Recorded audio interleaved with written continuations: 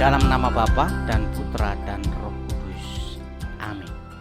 Semoga rahmat Tuhan kita Yesus Kristus, cinta kasih Allah dalam persekutuan Roh Kudus senantiasa beserta kita. Bapak Ibu saudara-saudari yang terkasih dalam nama Tuhan, kembali kita bersua untuk bersama-sama merenungkan sabda Tuhan dalam masa Advent di tahun 2022 ini. Di Keuskupan Denpasar, tema umum dalam masa Advent pembangunan ini adalah menyambut kelahiran Yesus melalui moderasi beragama dalam perutusan kontekstual. Dan pada pertemuan yang pertama ini, kita akan mendalami subtema egoisme merusak kehidupan yang harmonis. Marilah kita satukan hati untuk memulai pendalaman ini sambil memohon pencerahan Roh Kudus agar kita dimampukan untuk memahami firman Tuhan.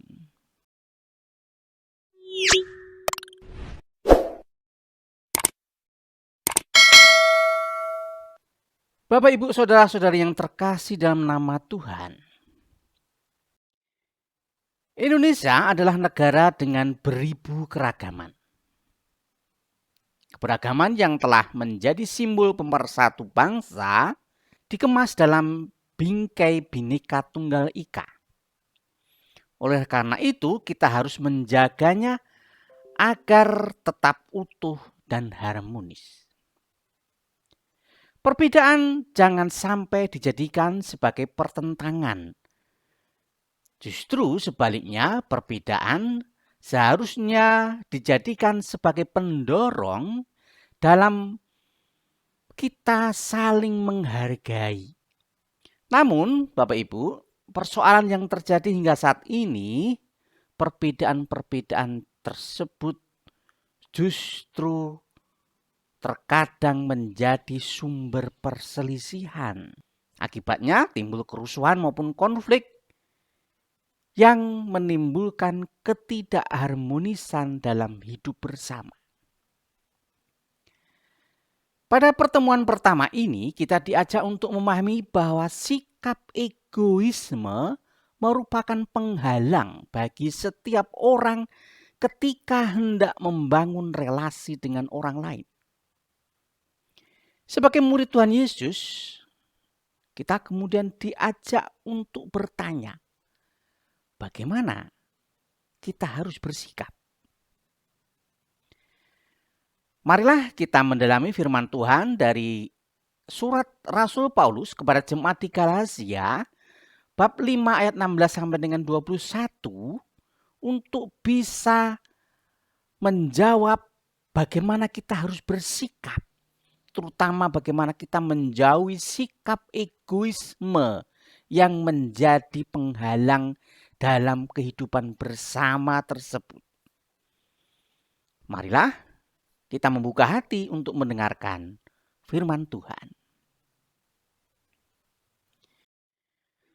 Maksudku ialah hiduplah oleh Roh, maka kamu tidak akan menuruti keinginan daging.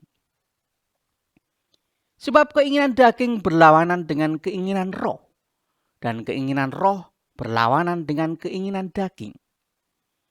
Karena keduanya bertentangan. Sehingga kamu setiap kali tidak melakukan apa yang kamu kehendaki. Akan tetapi jikalau kamu memberi dirimu dipimpin oleh roh, maka kamu tidak hidup di bawah hukum Taurat. Perbuatan daging telah nyata, yaitu percabulan, kecemaran, hawa nafsu, penyembahan berhala, sihir, perseteruan, perselisihan, iri hati, amarah, kepentingan diri sendiri, percideraan, roh pemecah, kedengkian, kemabukan, pesta pora, dan sebagainya. Terhadap semuanya itu kuperingatkan kamu, seperti yang telah kubuat dahulu, bahwa barang siapa melakukan hal-hal yang demikian, ia tidak akan mendapat bagian dalam kerajaan Allah.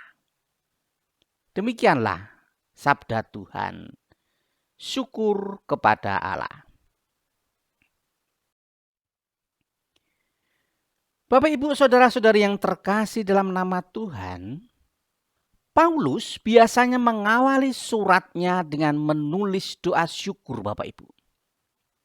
Namun, tidak dalam surat kepada jemaat di Galatia. Ia langsung menyampaikan pokok surat, yaitu dengan kritik tajam terhadap cara hidup orang-orang Kristen di Galatia. Kita akan melihat di bagian bab sebelumnya. Pada bab 1 ayat 6, ia berkata, "Aku heran bahwa kamu begitu lekas berbalik daripada Dia yang oleh kasih karunia Kristus telah memanggil kamu dan mengikuti suatu Injil lain." Keheranan Paulus ini mengungkapkan ketidakpercayaannya yang mendalam, yakni bahwa orang-orang Kristen di Galatia sengaja berbalik dari kesetiaan yang dahulu dan komitmen mereka kepada Allah dan lebih memilih Injil lain atau ajaran yang lain. Ajaran lain yang dimaksud Paulus adalah ajaran dari orang-orang Yudaisantes, yakni orang-orang Yahudi yang sudah menjadi Kristen tetapi masih terpaku pada hukum dan aturan Yahudi. Orang-orang Yudaisantes ini menuntut mereka yang telah bertobat untuk tetap menaati hukum dan kebiasaan bangsa Yahudi, misalnya sunat dan peraturan tentang halal dan haram. Paulus kemudian meminta orang-orang yang sudah bertobat untuk merenungkan pengalaman mereka akan roh, sebagaimana yang ia tuliskan di bab 3 ayat 1-2. "Hei orang-orang Galatia yang bodoh, siapakah yang telah mempesona kamu? Bukankah Yesus Kristus yang telah disalibkan itu telah dilukiskan dengan terang di depanmu? Hanya ini yang hendak ku ketahui daripada kamu. Adakah kamu telah menerima roh karena melakukan hukum Taurat atau karena percaya kepada pemberitaan Injil?" Paulus mengetahui bahwa ada sesuatu yang telah mempesonakan pandangan mereka untuk sementara waktu. Ia lalu berkata, "Adakah kamu sebodoh itu?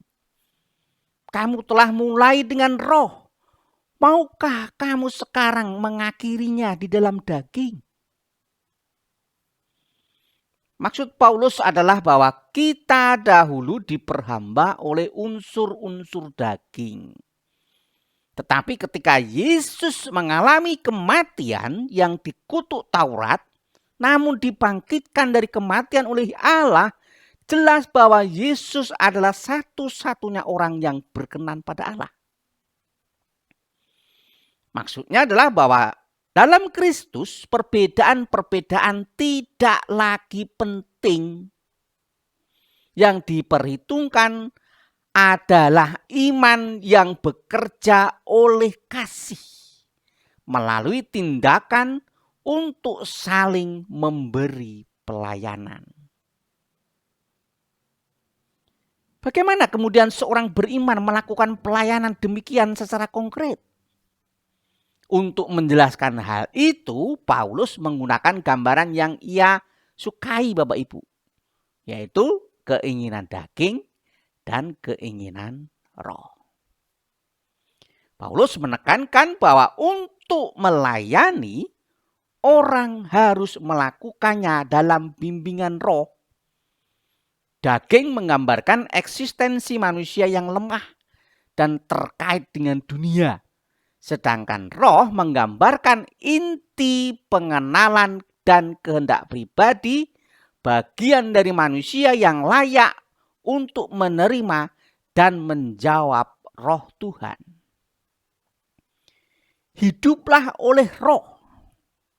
Berarti tindakan kita harus dilaksanakan secara terus-menerus menjadi cara hidup, bukan dengan tindakan yang bersifat individual.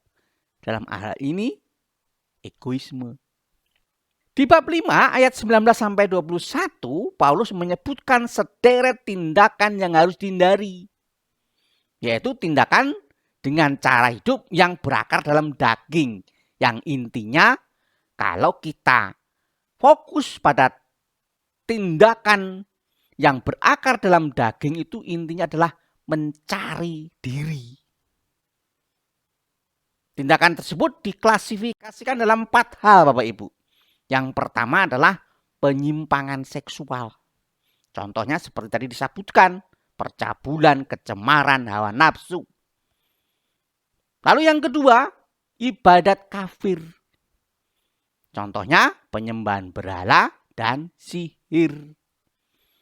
Dan yang ketiga, kejahatan sosial. Contohnya perseteruan, perselisihan, iri hati, amarah, kepentingan diri sendiri, percideraan, dan roh pemecah. Dan yang keempat, kehilangan penguasaan diri. Contohnya adalah kedengkian, kemabukan, dan pesta pora. Paulus menegaskan bahwa tindakan tersebut adalah kegagalan terhadap keadilan dan kasih. Tindakan-tindakan ini tidak boleh menjadi gaya hidup orang-orang yang sudah percaya. Tidak boleh menjadi gaya hidup kita. Sebaliknya, dalam bab 5 ayat 22 sampai dengan 23, Paulus mengemukakan untuk kita hidup sesuai dengan buah-buah roh, yaitu kasih, sukacita, damai sejahtera, kesabaran, kemurahan, kebaikan, kesetiaan, kelemah lembutan, dan penguasaan diri. Hendaknya buah-buah roh itu menjadi ciri hubungan seseorang beriman ketika hidup bersama dengan orang lain. Paulus kemudian menyampaikan di bab 5 ayat 24-26 agar mereka yang menerima Kristus telah menyingkirkan sekali lagi untuk selamanya cara hidup daging dan hendaknya hidup berjalan dan dibimbing oleh roh. Bapak Ibu saudara-saudari yang terkasih dalam nama Tuhan, apa kemudian sikap yang bisa kita perbuat terkait dengan tema kita dalam pertemuan yang pertama ini? Seperti kita ketahui bahwa egoisme berarti orang tidak peduli dengan penderitaan orang lain. Bahkan termasuk orang yang dicintai. Egoisme hanya melihat diri sendiri sebagai pusat perhatian. Aku.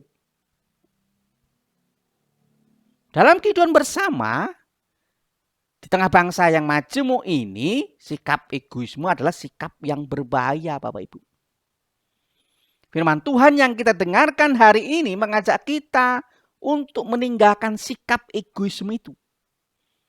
Karena hal itu merupakan bagian dari kejahatan sosial. Lalu apa yang harus kita lakukan? Yang harus kita lakukan adalah agar kita hidup berjalan dan dibimbing oleh roh. Contohnya, mengasihi orang lain apa adanya. Bergembira dengan orang yang bergembira. Bersedih dengan orang yang bersedih. Menyejahterakan orang. Sabar, rela mengampuni, murah hati, setia pada janji perkawinan, lemah lembut, dan mampu menguasai diri. Dan kita harus meninggalkan segala sikap egoisme diri dengan meninggalkan segala keinginan daging. Contohnya, hindari perbuatan tidak senonoh yang melanggar kesopanan dan kesusilaan. Tinggalkan pria idaman lain atau wanita idaman lain. Jangan materialistis, jangan bermusuhan, jangan memiliki perasaan tidak suka atas keberhasilan orang lain. Tinggalkan amarah dan dendam.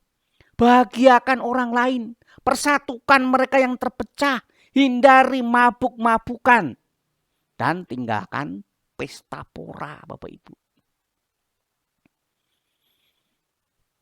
Pertanyaan yang bisa kita renungkan, apakah selama ini saya masih hidup dalam sikap egoisme? Maukah saya meninggalkannya dan bersedia dibimbing untuk hidup dalam roh?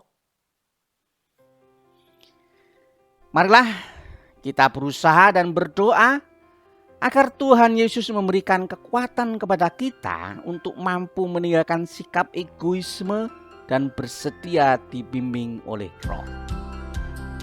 Semoga Tuhan memberi kita kedamaian.